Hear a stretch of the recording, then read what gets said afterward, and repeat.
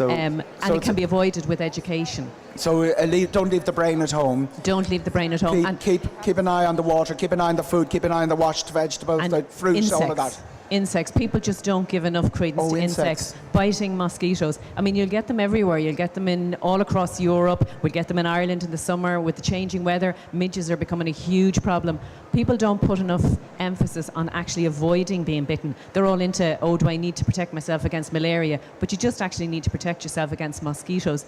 And there's a whole education about knowing how the mosquitoes find you. And if you know how they find you, then you can take action to make sure they don't find you, and also about how to treat bites. And before you go, have your little kit before you go. We're all about educating the traveller to stay healthy, as opposed to terrifying them about diseases. Okay, there are 3 or 4 headline long-haul destinations Irish people go to in huge numbers.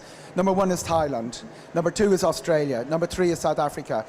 What are you, when people come into you and are saying, I'm going to those 3 countries, what sort of advice do you give them? So the first thing you're going to say to them is, you need your Hep A and typhoid, and you need your tetanus.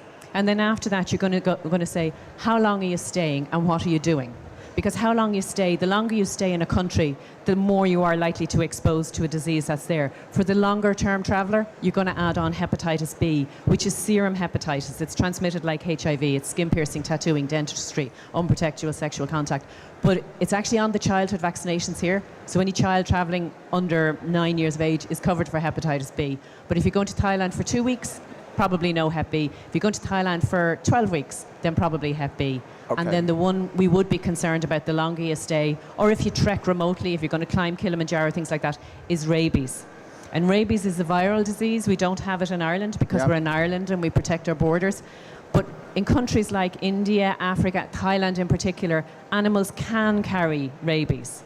That doesn't mean everybody going to Thailand needs a rabies vaccination, because you can avoid the disease. It's not like food and water. You know where the disease is. You can avoid it. So you can make an informed decision. I'm not going to go near dogs, cats, monkeys, bats, and that'll be where the rabies is. How do people, I mean, obviously a dog bite, which is the famous way of getting it. Yeah. But what wild animals might give you one? Would it come from? Monkeys. Any warm-blooded animal. Monkeys will be big culprits. In Thailand, there's one place, Monkey Island. But in India, if anybody was watching the David Attenborough programs, you will see that the monkeys have adapted to urban living, and they come and they snatch things from your table or they pull your bag, and if you go to pull it back, you could be bitten. Now, I'm not saying that every monkey has rabies, but it's a very serious disease. Is there any way back if you're bitten?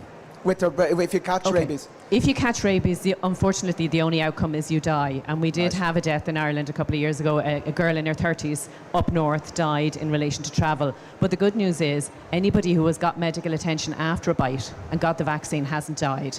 So being proactive. Now, if you're going to be a long way from medical assistance, it's a good idea to get the vaccine before you go. But if you're bitten, you still need to wash out the wound, wash out the saliva, apply antiseptic, and go see a doctor and get 2 more vaccines.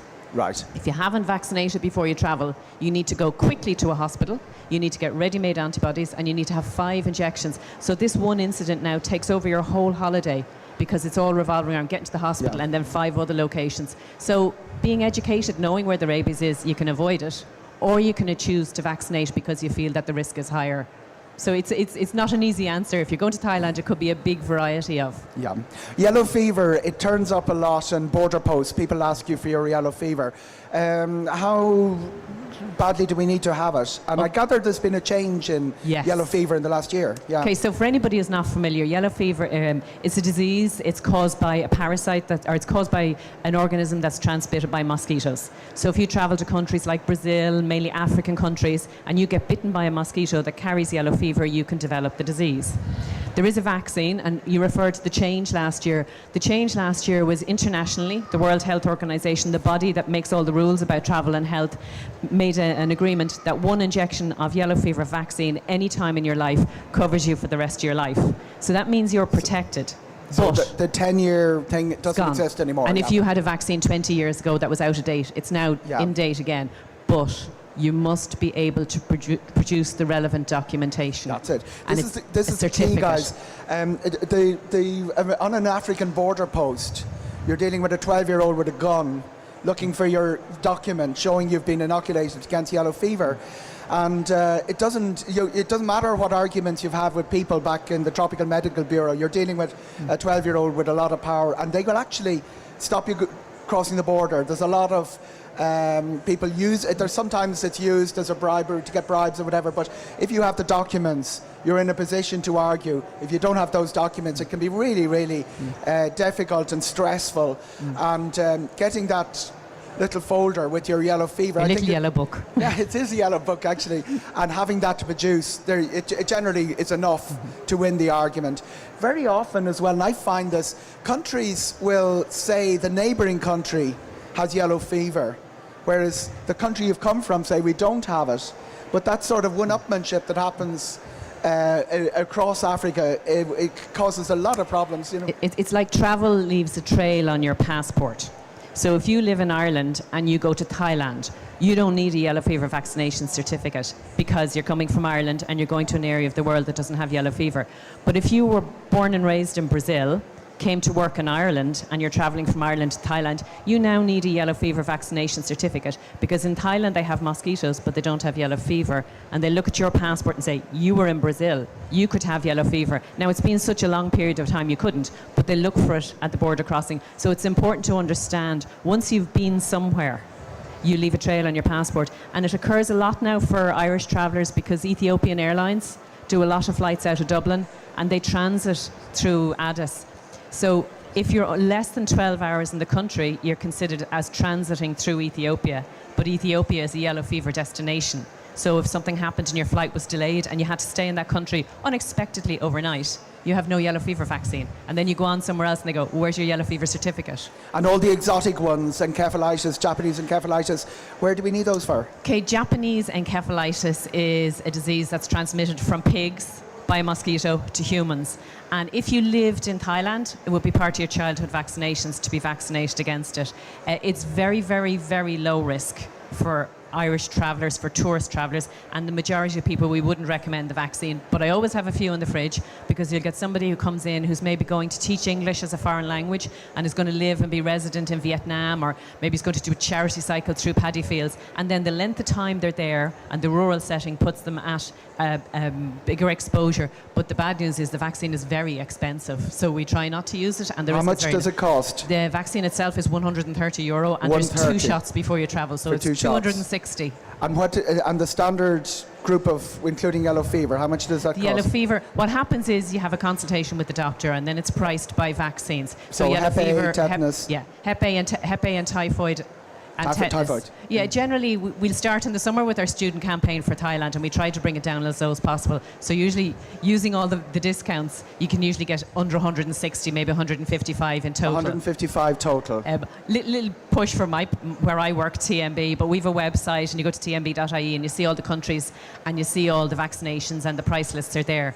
My personal advice, always look for the discount. There's always a discount. There's always a discount. There's always a discount to be had. If you're a student and if you student card, if you partner with certain healthcare insurers, if you go to their website and book your appointment via their website, you'll get 15% off your vaccines. Or if you come in a group or two together, there's always a discount. Look for the discount. And my apologies for Beth for leaving you out for a little minute, but but I will press this on. The big killer is malaria, and there's really nothing you can do to be absolutely certain you won't get malaria. Is that right? So malaria is this disease, and it's a live little parasite, and it lives in the mosquito. The mosquito bites your skin, and she injects a little bit of her saliva to stop your blood clotting, and then she sucks your blood and feeds on your blood because she wants to mature her eggs. It's not her fault, she needs the blood. But in along with her saliva, she injects these little parasites that charge through your blood system, get into your liver and hide in your liver. And up to about 28 hours later, they appear out, they attack your red blood cells, and you get very, very sick. Now, we're lucky, we have good healthcare services, and I would see patients every year with malaria. And I'd say in the last 2 months, I had one patient who had to be hospitalised straight from the clinic to a hospital for treatment. But we have the facilities to treat it. Huge numbers will die every year worldwide, but it's generally young African children under the age of 5, sub-Saharan Africa, where they haven't access to the medical facilities. We would recommend number one, don't get bitten. do not get bitten. Use your insect repellent, use the right clothing, sleep in a mosquito-free environment, all those things. And does it only operate at night? Does the malaria carrier... No, it has changed. It depends on the type. The malaria-carrying mosquito generally bites at night. It's generally between dusk and dawn. But if you go to places like Thailand, we have these other diseases called dengue, chikungunya, and Zika. And they're daytime mosquitoes. They're mosquitoes that are around all day long. So it's so important to understand how to avoid being bitten.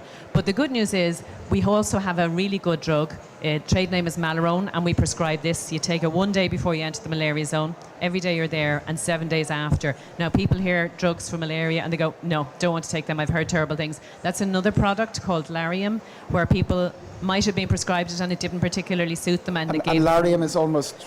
Larium's not available. Yeah. It's not available to purchase here. So any Larium left is just old stocks in the chemist. So, but it is a very good drug, and it does work. And I know the consultant. The advantage of Larium was once a month. Once a week. Once a week, and it's very, very cheap. So a lot of people who lived here and are maybe taking children home to visit parents in Nigeria, they want to put their children on Larium because they know it's good and safe. It's been used so much, and with children you don't have the whole alcohol. So it's just not available in Ireland. It can be picked up around the world. Yeah, it can be. Yeah, and it is a good, safe drug given to the right person. Doesn't combine well with alcohol, so it doesn't really suit the kids in Thailand.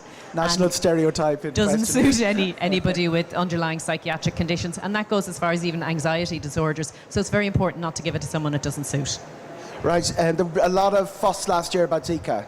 What was your read on the danger, the real risk of Zika? Zika was our celebrity in the disease. It was a celebrity. It really was just a celebrity. It had a catchy name. It was easy to say. It was easy to spell. And the celebrities were talking about it. And as a result, and the Olympics were Rory on. McIlroy. Yeah, naming names. But as a result, it got pushed right out into the forum of the media. And it was wrongly perceived as a huge risk. In Brazil, where all the problem swelled from because these poor little babies have been born with this microcephaly, Zika is endemic. Zika is like the common cold.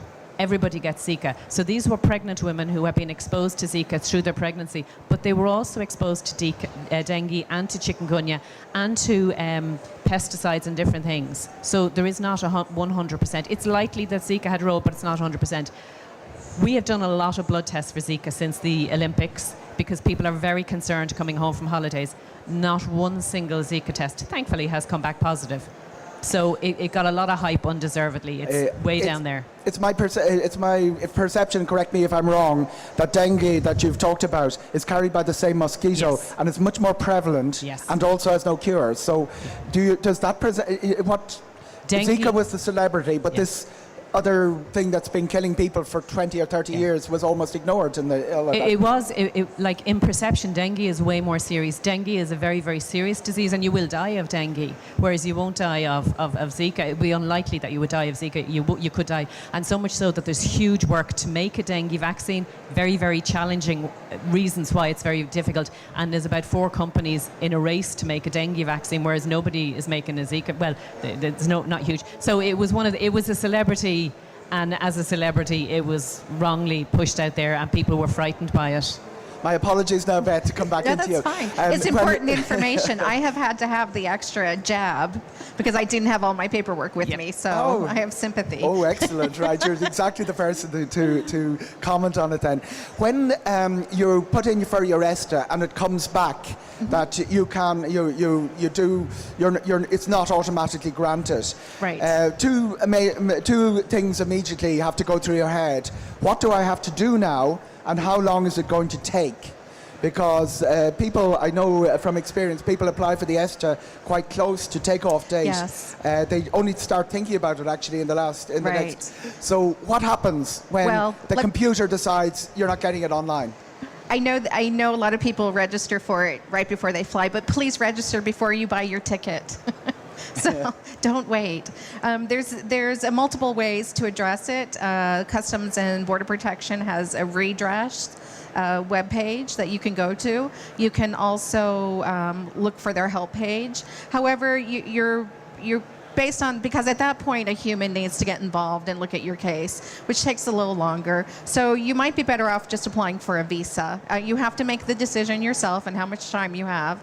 But we rarely have more than a 2 to 5 day wait time for a visa appointment. Okay. However, we do have a way to request an emergency appointment, and I watch that mailbox, and if I see someone who is denied for ESTA, I approve an emergency appointment immediately and get you in as soon as we can.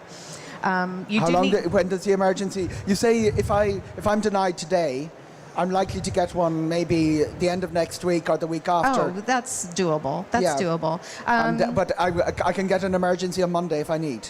I can go for an emergency appointment. Most likely. Yeah. You still need to, where it takes time is you still need to fill out an application for a visa. It's a drama it's a drama to fill out that application. It's I don't know if anyone has ever form. filled it out. You have to pay your fee online, and after you've paid the visa fee, which is $160, you can then book an appointment and request an emergency appointment. When you come in for your visa appointment, we take your fingerprints, and then we start security clearance. So it's not, there's some security clearance in advance and clearance after, so it's not immediate. Like at the moment you appear for your visa interview, I cannot print a visa. I have to wait for your fingerprints to come back. So don't expect a same day necessarily. Sometimes it happens, everything goes quickly, but usually we have, I'd say, 98% of the visas are ready to print the next day. Okay. But there's always exceptions. And is there an extra charge for the emergency? No. No, all right. No. So you can go for the emergency without Just having to stress. pay. And we would call it an expedited appointment. Yeah. And when you get to the embassy, there were some questions came up in previous years about the queuing in the embassy. There was no seating facilities. I think it was due to numbers and to moving people more quickly. How's that working out? Because people were saying that it was hot and there were, in the last year, the waiting area has been remodeled to an extent, but we try very hard to keep the waiting time, the whole process, under 30 minutes. How many minutes? 30. 30. That's 30. Very good. But we do go over, say, if there's a difficult case during summer work travel season. There's a lot of people. Avoid the students. Okay, right. Yeah. With the students coming in, we can. That's a good motto for life, actually. Yeah, that's good. But what we do during that season is we'll book everyone who's not a student or in the morning, and we'll have the students start to come in at a certain time. So it's a tourist isn't waiting behind 100 students waiting to go to work for the summer.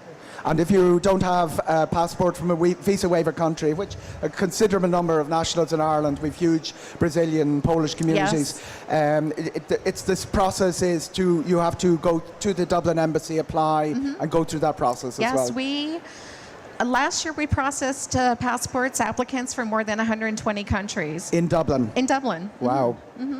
Wow. And I'm old enough to remember the 1980s. There was a good body of it was sort of a rite of passage that everybody went to America, and quite a lot of those young kids of the 1980s overstayed their visa because it was very easy to get work, and they weren't very closely tracked and monitored. Right. Now that is likely to show up if you apply nowadays. It will. If you had an overstay in the United States, depending on the length of stay, you could have anywhere from a 3-year ban to a 10-year ban from entering the United States. After that 10-year ban is over, we look at it fresh, look what the purpose of travel is, and you would have to get a visa, but you'll still need a visa for the rest of your life. You need a visa, but it may not necessarily be detrimental to you. But if I apply now, I overstayed in 1985. Let's make it 1986 because McGuigan fought Cruz in 1986 in Vegas, and Frampton is fighting Cruz this weekend in Vegas. So I overstayed in the 80s. And I now apply, and it shows up, and I get a 5-year ban. Is the 5-year ban from 1985, or is the 5-year ban start now? No, it's from 1985. Yeah, okay, that's fine. Yeah, that's great. I was able to go to the USA 94 World Cup then. That's exactly. Good. Yeah, and I should say it's from the time you left the country. It's from the time you left the country. Yes. So okay. So I'll tell you, it's relevant really because people are scared.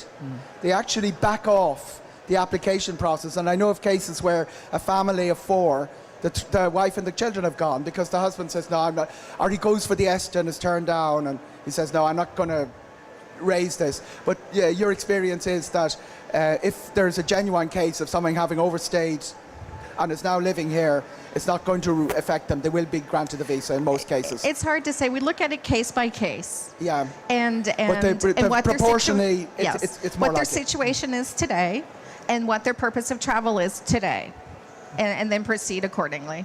Great. And anybody from the audience? We've got a question here in the second row. Have we a microphone? We do. We have 3 questions coming in here now. Great. Sorry, we have to. Yeah, all good. You're good to go. The visa waiver program allows you to stay for a maximum of 3 months, You can stay for 90 days. 90 days. Does the same thing apply for the visitor visa that you're referring to? No, And a if- visa is valid for 6 months. Okay. You can enter for 6 months generally. I will add a caveat. It is always the decision of the Customs and Border Protection officer to determine what your length of stay is. It's generally 6 months. Okay, you've got a 4-month stay. You should get a visa. You get a visa. Yes. But there's nobody's going to say you can only stay for 3 months with the visa. When you say it's at the determination of the... They determine at the border how Okay. long your stay is. The general rule of thumb, or the process Right. is, I So should say. they're doing it case by case as well. Well, Yeah. it's 6 months. Right. Short of something coming to their attention at the border, they might change it, but it's 6 months. Right, okay. Yes, if they trust you, yeah. Thank you. I have used the visa waiver program a few times, and it's very good. But now there are additional questions. Yes. Previously, what I used to do, I'd get the visa waiver first, Yes. and it was always granted automatically. And then I'd select a time that was suitable for me and watch out for good value for a hotel and that, and then book the hotel, and then book the ticket and travel. But with the current situation, I have to put in where I'm staying, which means I must book a hotel in advance and then apply for You the don't visa. have to book a hotel. You don't have to. Frankly, you do not have to know exactly when you're traveling. You can do it in advance. You can say unplanned. I don't know. You could say I'm going to New York if that's where you intend to go. But you do not have to have a plane ticket booked, or you do not have to have a hotel booked. No, well, you don't have to do the plane ticket, but I think I understood from the... It looks for the information, though. It looks It looks for where If you're you staying. know where you're going, I've already seen people. You do not have to have a hotel booked. You can say undetermined. Does Okay. it give you that option for undetermined? Because it asks for the hotel and also asks for contact details, phone number and email address. Now, is that the phone number and email address of the place where you're staying, or of your own phone number? It's a bit fuzzy, you know. It's a bit unclear. Right. It does look for contact, yeah. Yes. Contact details. Well, as well. if you have a contact and you know, you can enter one. If you don't have a contact, But what contact are they looking for? Is it the contact number of the hotel, or of my own? Oh, no, it's your own. I would have to see the specific question and how it's worded, because Yeah. I'm sure they ask for your email address somewhere on that form. Yeah. But if you do not have a contact in the U.S., you could say you don't have one. But which question is it asking for? That's what I'm wondering. And it also asks about employment. The Now, what? employment. If someone is retired, is that okay? You say retired. Yeah. Does it give you that option of saying that? See, because I didn't go through the whole lot because there was very bad Wi-Fi when I was doing this. But you brought it with you? I have I'm happy to look at it. Yeah, we'll have a look at that At the end. Afterwards. We will get your question answered. That's our... I'll go through it with you after the panel. Yeah. Okay? We'll go I'd be through it happy because to. it is valid. And you can come in now, Yes, sir. and we'll come back to you. I actually had the same question, would you believe? But does it help the process if you do have an address that you're Sure. actually going to? Does it speed the definitely. process up? I don't. Does it speed the process up or slow it down? I don't know for certain, but I'm going to say probably not, because it depends case by case. But because the approval comes back very shortly, I mean within a matter of minutes, unless there's an issue. So I don't know how great of a difference it is. Okay. Because I know I checked yesterday, I confirmed, I went to the ESTA website, and it did say that you don't necessarily have to have plans to travel, that you can do in advance. So while it is administered by Customs and border patrol. I'm sorry, border protection. It's border protection. I am familiar with the program. And we have a third row here. Does one need ESTA as a transit passenger? For example, if I did a transatlantic cruise and ended up in Miami and wanted to fly directly home. ESTA is generally administered at airports. So if you're not going through an airport to enter the United States, you may wish to get a visa. So if you're cruising, I would check with the cruise line. But usually, most people come in and get a visa for cruise travel. But you are, if you're, and this is important, if you're transiting through Atlanta on your way to Mexico, you will need your ESTA, even to land in Yes, Atlanta. if you're entering the U.S., yes. And does it apply to land borders, Beth? People coming down Not from Canada? necessarily for land borders, no. Because ESTA's was originally designed to be used at airports. So I know they're looking to implement it at land borders, specific land borders, but there's so many land borders that you may want to look at a case-by-case basis to determine where you'll be entering.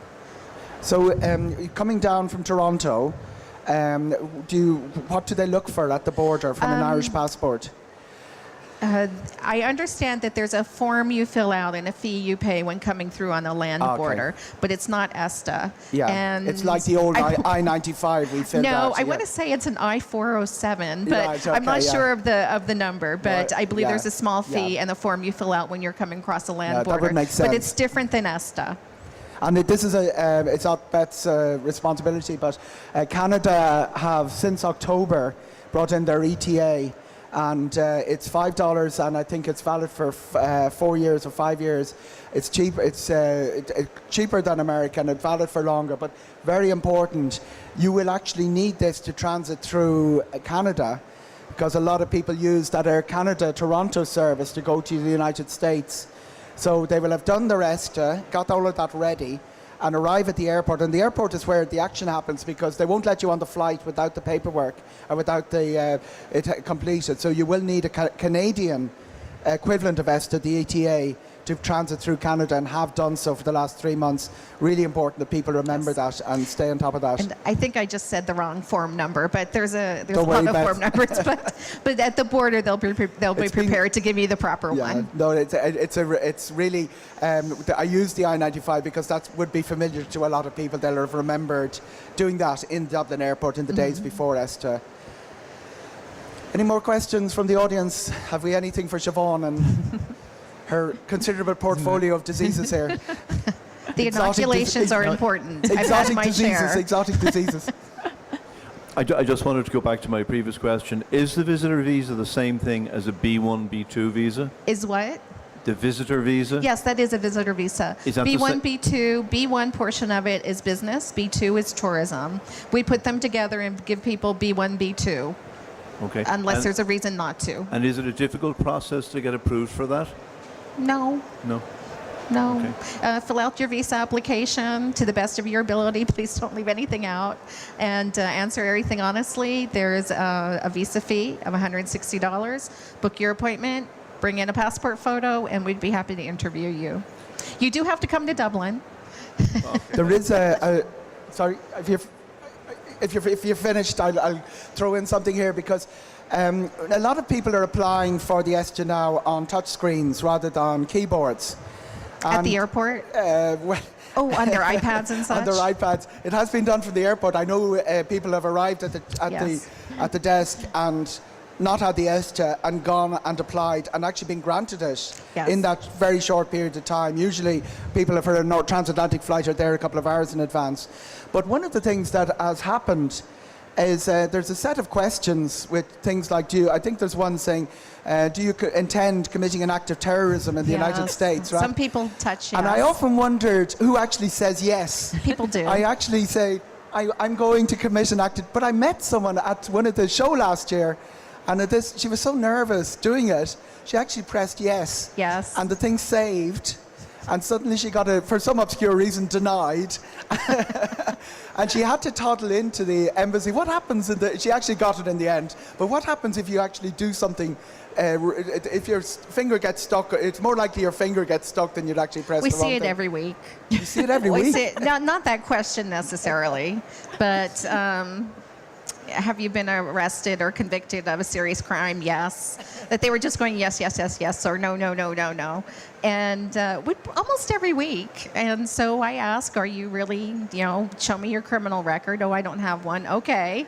And then we move forward. So do you get the ESTA then, or do you have to get a visa? You have to get a visa. You have to get well, the visa. there are redress, but a lot of times people don't have time to wait for a response from redress. Oh, right. Because that's an electronic process. You don't necessarily go face-to-face with someone. Some people just find it easier to apply for the visa and get it done.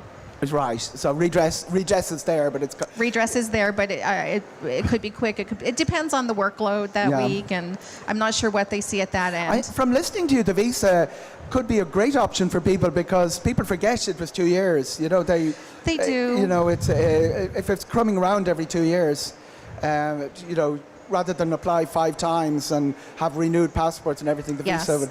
Because my understanding is your visa and an old passport will be valid. It's still valid. With accompanied by a new passport. Still valid. You would then just travel with an old passport and a new passport. Can I add something else? Of course, yes. This is your show as well, yeah.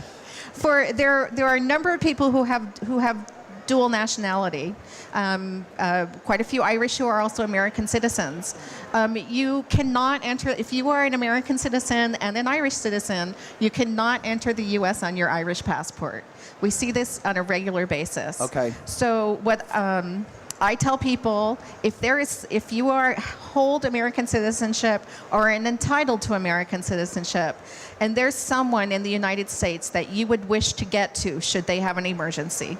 If you have a dear friend or family member and they were in trouble or sick or hurt, would you want to get there? Make sure you maintain a valid U.S. passport. You'll just be glad you have it in your back pocket when you need it. Okay? Poor Siobhan is feeling left out here. Is there anybody anybody who's got an exotic disease in the ground? How do you determine, Siobhan, where is safe of malaria and where isn't?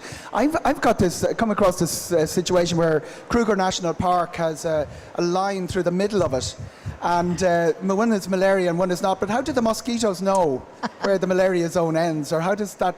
Who decides where malaria stops? It is a difficult one, and like when you have maps like that, there is no red line, and the mosquito doesn't know. We would get our information from places like the Centre for Disease Control in Atlanta, Georgia, in the States, and from the WHO, the World Health Organization, and they put the information together, and it's gathered by people reporting malaria in the area, and then a decision is made with the best information. So if you were going to India 2 years ago, we would have been giving you a prescription to take antimalarials. If you're going now, we're saying that the incidence is so low that unless you're going to a few certain areas, you don't need to take antimalarials going to India, which would be a new thing. So we take all our information from people like Centre for Disease and WHO. We don't just make it up or draw the maps. And it works out that it's a couple of years since the last case that countries go off the watch list, isn't it? Yeah, it's monitored. So you see occasionally alerts that somewhere has come off the watch list for a particular disease, not necessarily malaria. Same happens with polio. Polio's nearly gone, but there's a few little pockets. There is still polio out there? There is very, very, very small amounts. We never quite got to eradication, but we're very, very, very close. We all got polio as a child. We all got the little sugar lumps. What do we need polio travelling? Generally speaking, the tetanus just comes in a combination of tetanus, diphtheria, polio. So the fact whether you need it or not, you're going to get it in a right, okay. Yeah, that's you're going to get it 3 there. in 1, yeah. But if you're going doing volunteer work in Africa and places like that, then it would be a good idea to boost your polio. What I'm picking up from you is what you're doing and length of stay is really central to what you're going to need. Yes. So if you're in a 5-star hotel and versus out in the villages building a well, it's going to be a different set of requirements. There is a misperception that, well, I'm staying in a 5-star hotel, so I won't be exposed to anything. The mosquitoes won't find me here, right? Well, they're not good flyers. They won't be above the 4th floor, but the 5-star hotel is only as good as the staff toilet. I mean, that's where the staff go. That's where they wash their hands. So it might be 5-star for you, but you have to take that into mind. And if you watch films like Slumdog Millionaire, you'll see the picture where the lads fish the bottle out of the bin, fill it from the tap water, dot a super glue and put the lid back on again. So you can't assume. You have to take your own personal precautions. And when you go to the buffet, the food that's hot and freshly cooked, not the stuff that's been on display, not the stuff that's on the top where a fly might have landed or somebody else has touched. So even though it's a 5-star hotel, people get food poisoning in 5-star hotels. Okay. Anybody last questions before we move on, and we will revisit your case to get to work out what the. So, is there anybody else with a question before our two amazing guests? And we've had tons of information, cascades of information coming, great takeaways from it as well. The 5-star hotel is only as good as the staff toilet, and that I'm astonished that every week you see people that have putting down information about criminal records they don't have in the American Embassy. It's been a great discussion. I hope you've enjoyed it as much as I have. Thank you very, very much to Beth and Siobhan, and thank you for being a great audience. Thank you very much, guys. Thank you.